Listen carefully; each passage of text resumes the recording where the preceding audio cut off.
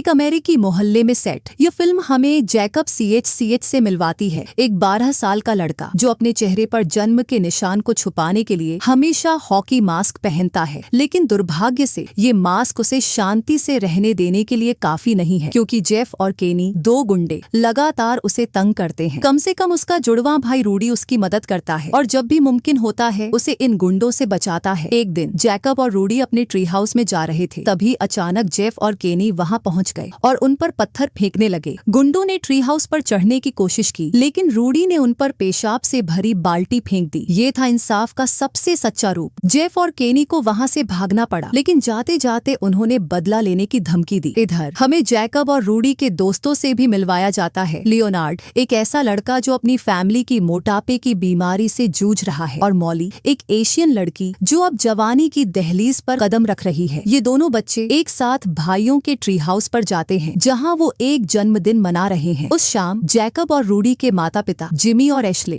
उन्हें एक shared gift देते हैं, एक निंटेंडो गेम क्यूब। अरे वो दिन भी क्या दिन थे। एक दूसरा दिन 4 जुलाई की सेलिब्रेशन के दौरान रूडी का जेफ और केनी के साथ झगड़ा हो जाता है। वो रूडी को धमकी देते हैं कि वो उसके ट्री हाउस को जला देंगे। रूडी तुरंत अपने भाई जैकब से मदद मांगता है, लेकिन जैकब डर की वजह से मना कर देता है। नतीजतन रूडी को अकेले ही ट्री हाउस की रखवाली करनी पड़ती है और उसके साथ लियोनार्ड भी होता है। उनका प्लान था कि वो पूरी रात जागकर निगरानी करेंगे ताकि गुंडे कुछ कर न पाएं, लेकिन हैरानी की बात, वो दोनों सो जाते हैं। तभी जेफ और केनी वहां आ धमकते हैं। उन्हें लगा है कि ट्री हाउस खाली है और वो एक मोलोटोव कॉकटेल फेंक देते हैं। बच्चों की चीखें सुनकर जेफ डर कर भाग जाता है, जबकि केनी वहां खड़ा रहता है और अपनी करतूत को आश्चर्य से देखता रहता है। लियोनार्ड किसी तरह ट्री हाउस से भाग निकलता है, लेकिन दुखद रूप से रूडी उस आग में मर जाता है। रूडी के अंतिम संस्कार में जैकब खुद को दोषी ठहराने से रोक नहीं पाता। उसे लगता है कि अगर वो उस रात अपने भाई के साथ होता तो शायद ये हादसा न होता। अपने माता पिता का गहरा दुख देकर उसका दिल और टूट जाता है। इस त्रासदी के बाद जैकब के पिता जिम ट्री हाउस के पास की जमीन बेचने का फैसला करते हैं। उतीकी लियोनार्ड हॉस्पिटल में भर्ती है और अपने दोस्त को न बचा पाने का दुख मना रहा है। और तो और उसने अपनी स्वाद की इंद्रिय भी खो दी है। किसी ऐसे शख्स के लिए जो खाने का शौकीन हो, ये वाकई बहुत बड़ा नुकसान है। इस बीच मॉली अपनी माँ के क्लिनिक के वेटिंग रूम में है। वहाँ डॉक्टर चांग की मुलाकात गस से होती है, एक युवा लड़का जो पहले तो सोचता है कि मॉली भी थेरेपी के लिए आई है, लेकिन बाद में उसे पता चलता है कि वो डॉक्टर की बेटी है। कुछ दिन बाद जब जैकब और उसके दोस्त ट्री हाउस को तोड़े जाते देख रहे होते हैं, मॉली की नजर एक वर्कर गस पर पड़ती है। बच्चों के शौक की बात करें तो रूडी की मौत के बाद सभी अपनी अपनी जिंदगी में अच्छा करने की कोशिश कर रहे हैं, लेकिन दुख उन्हें पीछे खींच रहा है। फिर भी वो हार नहीं मानते। मॉली एक फ्लूट सोलो परफॉर्म करने की तैयारी करती है। लियोनार्ड को फिजिकल एजुकेशन टीचर से सपोर्ट मिलता है ताकि वो सॉकर प्लेयर बन सके। स्कूल से लौटे वक्त जैकब अपने माता पिता को झगड़ते हुए देखता है। जेफ और केनी को सिर्फ 1 साल की सजा मिलती है, वो भी जुवेनाइल करेक्शनल फैसिलिटी में। जिम को लगता है कि ये सजा ठीक है क्योंकि ये एक बच्चों का हादसा था, लेकिन उनकी पत्नी चिल्लाकर कहती है कि उन्हें हत्या का दोषी ठहराना चाहिए। अपने पिता की राय सुनकर जैकब के मन में गुस्सा और नफरत भर जाती है। वो रूडी के हथियारों की मौत चाहता है। अपने गुस्से को निकालने के लिए मॉली सुझाव देती है कि वो जेफ और केनी से जुवेनाइल फैसिलिटी में मिलकर शांति बनाए, लेकिन जैसे ही जैकब केनी से बात करने बैठा है, वो साफ साफ कह देता है कि वो उसे अपने हाथों से मार डालेगा, वो भी कई तरीकों से तड़पाकर। इधर मॉली गस के काम से फ्री टाइम का इंतजार करती है और उसे पिकनिक के लिए इनवाइट करती है। जब वो उसे अपने अपकमिंग रेसिटल के बारे में बताती है, गस वादा करता है कि वो वहाँ उसे चीयर करने आएगा। उधर लियोनार्ड अपनी माँ ग्रेस के जंक फूड को ठुकराकर जॉगिंग शुरू करता है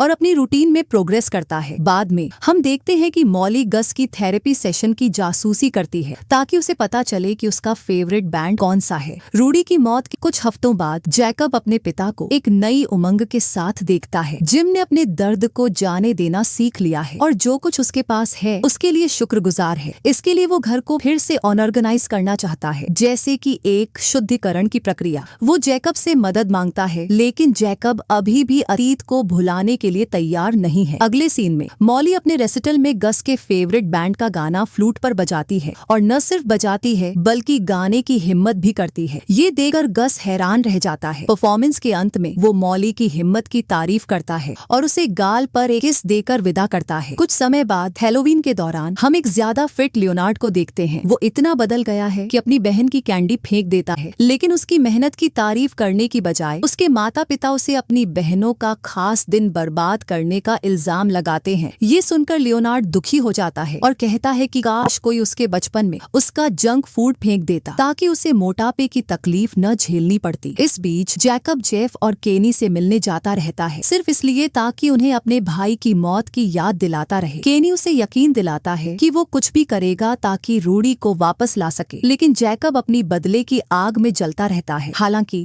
उसका प्लान तब रुक जाता है जब जेफ बाकी कैदियों के दबाव से तंग आकर अपनी जिंदगी खत्म कर लेता है। पछतावे से भरा जैकब केनी से मिलने जाता है और जेफ की मौत पर शोक जताता है। उस पल में उसे एहसास होता है कि केनी भी उतना ही दुखी है जितना वो अपने भाई के लिए है। एक और मौके पर मॉली गस के घर जाती है। चूंकि गस वहाँ नहीं होता, वो छुपी हुई चाबी से अंदर घुस जाती है और उसकी पर्सनल चीजों की तलाशी लेती है। उसे एक दराज में बंदूक मिलती है। कुछ मिनट बाद गस नशे में धुत घर लौटता है। मॉली बेड के नीचे छुप जाती है। गस कपड़े उतारकर नहाने जाता है, लेकिन तभी अपनी जिंदगी की मुश्किलों को याद करके फूट फूट कर रोने लगता है। उसे देखकर मॉली उसे सांत्वना देना चाहती है, लेकिन फिर चुपके से निकल जाना बेहतर समझती है ताकि मुसीबत में न पड़े। क्रिसमस के मौसम में हम देखते हैं कि बच्चे अपनी छुट्टियां कैसे बिता रहे हैं। जैकब को एक आईपैड मिलता है, जबकि लियोनार्ड क्रिसमस डिनर के दौरान अपनी मोटी फैमिली को चैलेंज करता है और एक सेब खाता है। एक और फेस्टिव सरप्राइज में जैकब के माता पिता बताते हैं कि वो एक बच्चे को गोद लेने जा रहे हैं, लेकिन जैकब अपने दोस्तों से कहता है कि उसके माता पिता रूडी की जगह भरने की कोशिश कर रहे हैं। ये सुनकर लियोनार्ड कुछ मिनटों के लिए गायब हो जाता है, जबकि मॉली मौके का फायदा उठाकर जैकब को गस की बंदूक देती है और कहती है कि उसे छुपा कर रखे ताकि गस को नुकसान न पहुंचे। अगले दिन जैकब हमेशा की तरह केनी से मिलने जाता है और उसे एक चौंकाने वाली खबर मिलती है। केनी को अच्छे बर्ताव के लिए जल्दी रिहा किया जा रहा है। केनी जैकब से विनती करता है कि वो उस दिन कुछ खतरनाक न करे और वादा करता है कि वो अपने पिता के साथ न्यू मैक्सिको चला जाएगा ताकि वो दोबारा कभी न मिले। इधर मॉली मेकअप और लेडी जैसे कपड़े पहनकर गस को पिकनिक पर बुलाती है। उसे देखकर गस कहता है कि वो बहुत खूबसूरत लग रही है। खाते वक्त मॉली कहती है कि उसकी उम्र के लड़के बहुत इमैच्योर हैं और उसे बड़े लोग ज्यादा पसंद हैं। गस तुरंत साफ कर देता है कि ऐसी रिलेशनशिप्स प्रॉब्लमैटिक हैं,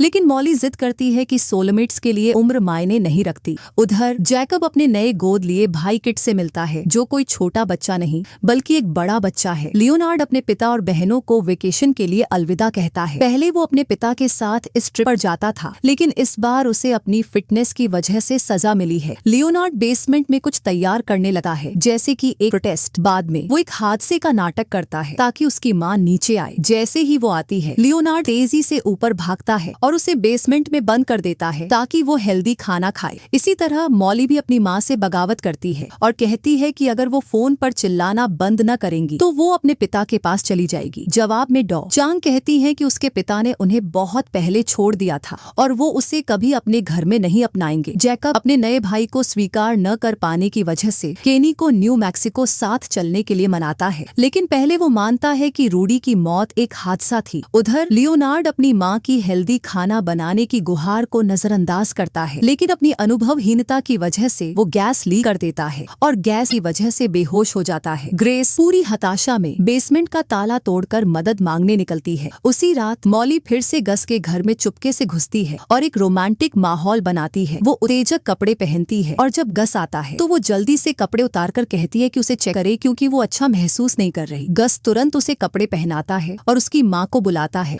अपने अगले सेशन में गस डॉ चांग से मानता है कि उसे हमेशा पता था कि मॉली उससे प्यार करती है, लेकिन उसने उसे पहले रिजेक्ट नहीं किया क्योंकि उसे उस पर दया आती थी। वो ये भी बताता है कि मॉली की वजह से उसे एक लड़की की याद आई जिससे वो अपनी फायर फाइटर की नौकरी के दौरान मिला था। उस लड़की को इतनी जलन थी कि उसे बचाया नहीं जा सका था। उसने गस से उसका दुख खत्म करने की गुहार की थी और गस ने उसकी इच्छा पूरी की थी। ये बात उसे आज भी सताती है। वो कहता है कि उस लड़की की आंखों में वही दर्द था जो मॉली की आंखों में है। दोनों बस अपने दुख से छुटकारा चाहते थे। बाद में जैकब देखा है कि किट अपने भाई रूडी के बेसबॉल ग्लव के साथ खेल रहा है। बिना देर किए वो उसे अपमानित करता है ताकि उसकी जगह साफ कर सके। इसके बाद वो अपनी माँ को रूडी की तस्वीरें देखते हुए रोते हुए पाता है। जैकब को ये अजीब लगता है। वो कहता है कि अब तो उसके 2 बच्चे फिर से हैं और अगर वो मर गया होता तो शायद माँ को एक और बच्चे की जरूरत न पड़ती। ये सुनकर एशले मानती है कि रूडी को पालना आसान था, लेकिन वो अपने दोनों बेटों से बराबर प्यार करती है। वो कहती है कि ये एहसास उसे तब समझ आएगा जब वो खुद पेरेंट बनेगा। देगा, लेकिन वो ये भी कहती है कि वो अब भी चाहती है कि उसके बेटे का बचा हुआ कातिल मर जाए। शाम को हम लियोनार्ड को हॉस्पिटल में अपनी माँ से मिलते देखते हैं, जिसने उसे बचाने की कोशिश में अपनी कई पसलियां तोड़ ली। वो दिल से माफी मांगती है और कहती है कि वो बस उसकी मदद करना चाहती थी। अपनी इस हताश कोशिश के बावजूद ग्रेस हेल्दी खाने को मौका देने का वादा करती है। जैकब जैसा कि तय था केनी से मिलता है ताकि वो साथ में स्टेट छोड़कर चले जाएं। रास्ते में वो उसे उस कंस्ट्रक्शन साइट पर ले जाता है जहां पहले उनका ट्री हाउस था। वहां वो गस की बंदूक निकालता है और केनी पर तान देता है। वो उसे याद दिलाता है कि उसने उसके भाई को मारा। जब केनी कहता है कि ये एक हादसा था, जैकब ट्रिगर खींच देता है। फिर वो केनी की बॉडी को कंस्ट्रक्शन साइट की एक गड्ढे में दफना देता है और इस तरह अपना बदला पूरा करता है। घर लौटने पर जैकब सबसे पहले रूडी का ग्लव किट को देता है, जो चुपचाप इसे अपने भाई के तौर पर स्वीकार करता है बिना एक भी शब्द बोले। कुछ समय बाद चांग अपनी बेटी को उसके पिता से मिलवाने ले जाती है और उसकी इच्छा पूरी करती है। लियोनार्ड भी अच्छा कर रहा है क्योंकि उसने अपनी फैमिली को बैलेंस्ड डाइट अपनाने के लिए मना लिया है। अंत में जैकब उन मजदूरों को देखता है जो उस गड्ढे को भर रहे हैं जहां उसने केनी की बॉडी दफनाई थी। इसके बाद वो घर लौटा है बिना किसी को कुछ बताए। ये बात सिर्फ भाइयों के बीच रहती है। अगर आपको ऐसी इंटरेस्टिंग मूवी रिकैप्स पसंद है तो लाइक, शेयर और सब्सक्राइब करें ताकि आप और ऐसी मूवी रिकैप्स देख सकें।